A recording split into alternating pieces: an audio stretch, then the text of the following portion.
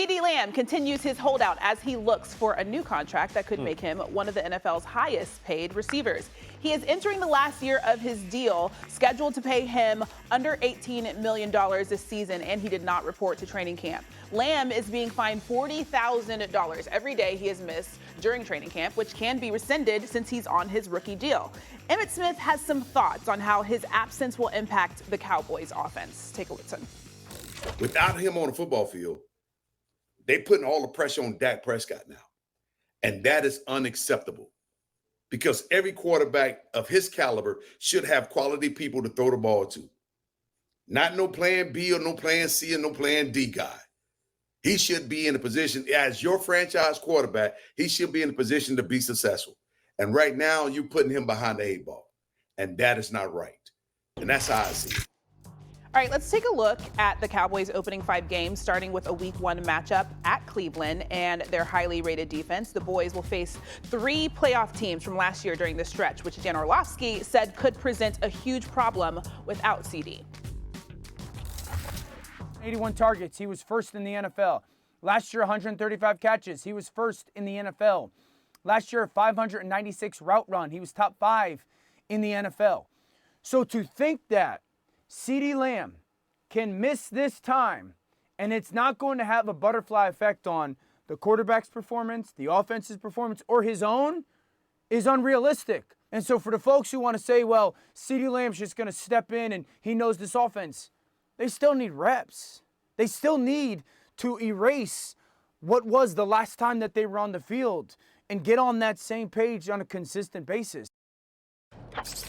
All right, Shae, will CeeDee missing time hurt the Cowboys' start to the season? Yes, it will. Look, I covered the Bears when Khalil Mack was a part of this Bears squad, and he was a holdout. They were figuring out his contract, and he didn't show up to literally the first game of the season against the Packers, and he absolutely balled out. Professional athletes, Bart, you can attest to this, they don't always need training camp, preseason, whatever. I understand that.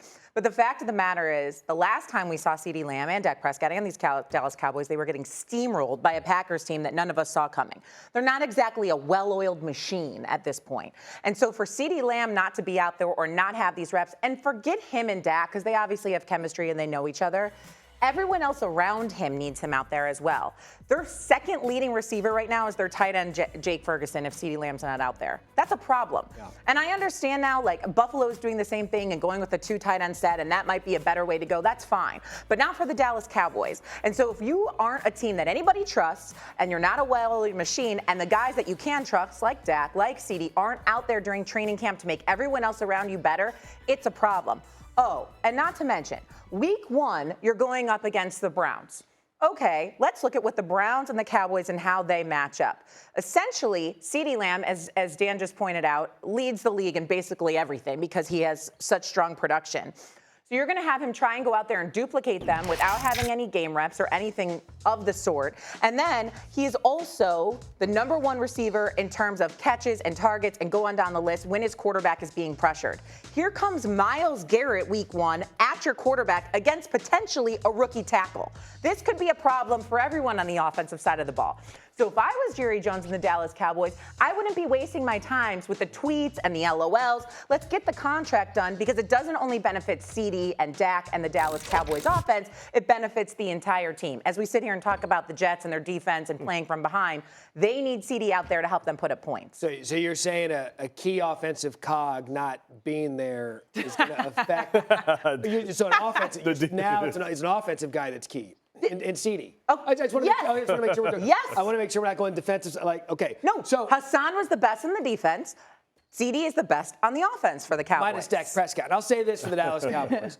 I was out there for 5 years at the NBC station in Dallas, traveled with the Cowboys from Oxnard to their inevitable demise in the postseason.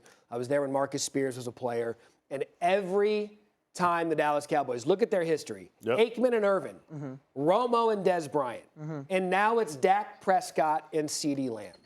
I don't care about, and I think this is a point well made, that it's not about the chemistry. We know that Dak Prescott and CeeDee Lamb have that. What this does was when you lose 90 receptions and 1,300 yards with Tony Pollard gone, Michael Gallup gone, you need to figure this all out together. To me, it's less about the chemistry and the reps. It's about having everybody on the same page in the regular season. I'm also one of those rare people that don't sit up here on TV and talk about week 1 being an end-all, be-all, to week 4 being. I don't care if the Cowboys are in sync until week 4. It's a 17-game season in a winnable conference. For me, it's an impact because you need to go into week 1 feeling that everything you've put on the table, 3 consecutive 12-5 seasons, that's the most combined wins without an NFC championship. This is what the Cowboys are. You got your quarterback in the last year of his contract. You got a coach in Mike McCarthy who people are asking if Bill Belichick's going to replace him next year. You can't go into a season without everybody being on the same page. Jerry likes playing games with contracts. How do we know that? Because every year in the summer, we're talking about a list of players that are waiting on new money and trying to get that are trying to get theirs. So put the BS aside and understand that in the NFL, Bart, you understand this better than anybody. There's a window. You've won 12 games 3 years in a row.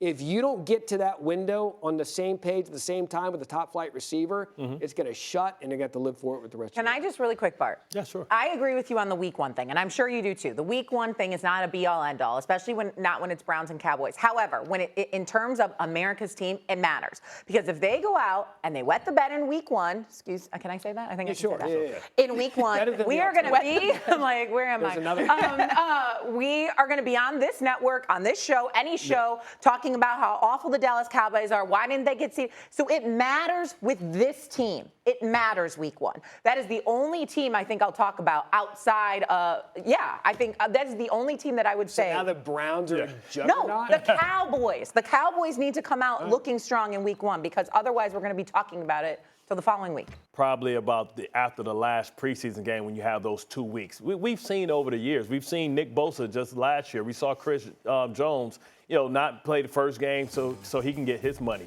This is the new NFL. This is what it is. Guys are going to hold in, hold out. Whenever they feel like they've exceeded their contract, they're going to hold out to get paid instantaneously, right? They want to get paid right now. And that's just where we are. So you're going to have to deal with these distractions. I had to deal with it, right? We all remember Hard Knocks. Revis, where's Revis? Open up his door. Didn't matter. Didn't affect the defense. We still finished 11-5. This is the new NFL. You're always going to be dealing with somebody's contract. Players don't really, get concerned with this. This allows other players, that wouldn't get the reps to get the reps that they need. I think that Jerry Jones is playing, poker. He's hoping that maybe he can get some of the offset language within there, whether it's skill deprivation, whether it's injury guarantees, fighting for like the guarantees, probably tell him, hey, listen, man, you're getting paid in Texas, there's no state taxes. So really, you're making more money than Justin Jefferson. Don't worry about it. You're going to see more of your money. Can I ask a question? Do you think when it does get done eventually, do you think it's going to reset the wide receiver market?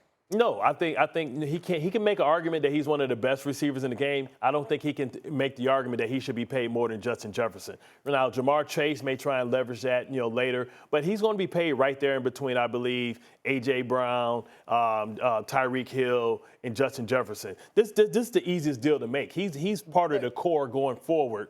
Yeah, it is. Yeah, the easiest deal to make. Yeah, so that's why Jerry's not tripping because he already got the deal. But then why is Jerry messing around? Guarantees and offsets. Like, listen, Jerry Jones is like from the old school, right? You see all the new school teams. You see teams like Miami, they paying their guys early. You see Philly, they pay their guys early. Then you look at the 2 old school owners in Cincinnati and in Dallas trying to, do it the old school way. Hey, you're going to pay your contract out. Hey, you're still under contract. We're going to do it. And that's how they choose to go about business. And they're paying more than what they have to. They're paying more tomorrow than what they would do if they paid today because you might as well get Michael Parsons paid as well. That's why they're in a situation with Dak Prescott. But this is how they choose to do business right now, and they're from the old school. But as you said a moment ago, it's a new NFL. Yeah. And you have to with old school owners.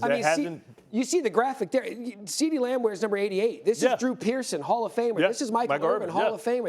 And he's right there with him. He deserves that number. And if you're Jerry, who can't sleep at night because he hasn't won a Super Bowl since Jimmy Johnson still had a great coif of hair, if you can't do it now, you've got to get it done. And it's going to get done. Picture, I don't think it's a big deal, but end of the day, this is not the time to be screwing around. One thing I do worry about with him holding out, and I'm sure he's working out and all that stuff, you worry about soft tissue injuries to receivers and running backs, and that's the biggest concern. When Revis did hold out, he came back, put his hammy helper. You know what I mean? That kind of set him back a little bit. Yeah.